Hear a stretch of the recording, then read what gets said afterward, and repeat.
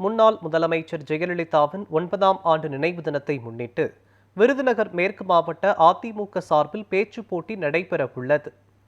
வரும் 5ஆம் தேதி மறைந்த முதலமைச்சர் ஜெயலலிதாவின் 9ஆம் ஆண்டு நினைவு தினம் அனுசரிக்கப்பட உள்ளது.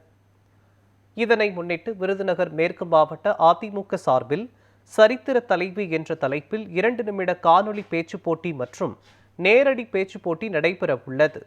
காணொலி மற்றும் நேரடி பேச்சுப் போட்டிக்கு தனித்தனியாக முதல் பரிசு ரூபாய் 15,000, இரண்டாம் பரிசாக 10,000, மூன்றாம் பரிசாக 5,000 வழங்கப்பட உள்ளது.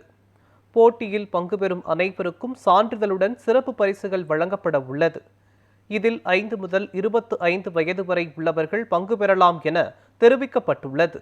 வரும் 5ஆம் தேதி வெள்ளிக்கிழமை மாலை 5 மணி அளவில் சிவகாசியில் நடைபெறும் பரிசளிப்பு விழாவில் அதிமுக முன்னாள் அமைச்சரும் விருதுநகர் மேற்கு மாவட்ட செயலாளருமான ராஜேந்திர பாலாஜி கலந்து கொண்டு வெற்றி பெற்றவர்களுக்கு பரிசுகள் வழங்குவார் என அதிமுக சார்பில் தெரிவிக்கப்பட்டுள்ளது.